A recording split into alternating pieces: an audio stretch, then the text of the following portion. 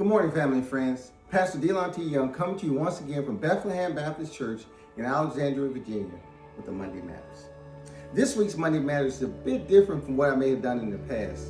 Not sure if you've been tracking what's been going on in the world, but this past week on Wednesday, the nation of Venezuela was hit with two devastating earthquakes. I think the one was 7.2 and the second was 7.5, something along those lines on the Richter scale. If you've seen what's happened, that country has been devastated right now. Buildings, large buildings have collapsed. I mean, individuals are buried under concrete right now. And right now, the number of deaths so far has reported close to 1,500, but they're saying tens of thousands of individuals are unaccounted for. And concerns, there are going to be tens of thousands of deaths. You know, the world has responded, and the U.S., I know, and other countries are sending medical aid and even some type of a military aid to help control some of the things that's taking place in the nation, in that nation of Venezuela, as they're working their way through this devastation.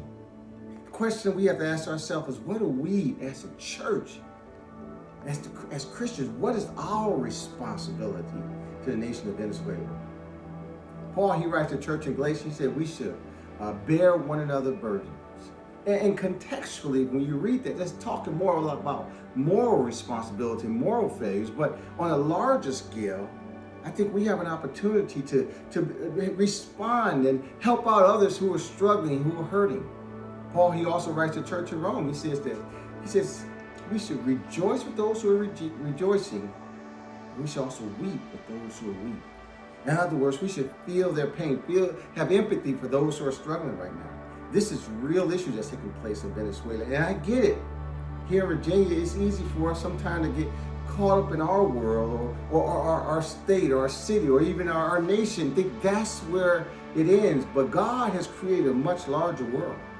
There are real individuals over in Venezuela right now. They may not look like us. They may not talk like us. They may have different political views and interests, but the point is, though, right now, there's a mother, there's a father, brother, sister who are crying, who are weeping, either because of the death of a loved one, or they're trying to find out, is that loved one still alive? These are real people going through real problems, and God has planted His church to make a difference. Now you say, what can we do? First thing we can do for sure is we can pray for those in Venezuela. If you have not added them to your prayer list, whether it's your individual in the church, add them to your prayer list. Prayer works. If we truly believe that, we should be praying for the nation of Venezuela, those who are hurting right now, those family members who are crying, weeping. Not only should we be praying, we ask ourselves, Lord, what resources can we use? International Red Cross, they may be asking for donations. I'm certainly not trying to invite myself into your purses, your pocketbooks, tell you how to spend your money, your wallets, but I am suggesting that we stay in prayer and say, Lord, how can we be effective? How can we make a difference? And watch for God to show you this is how we make a difference. Those are real individuals over there. And let us not forget, to make it more personal, here in the United States, we have this thing called the San Andreas Fault.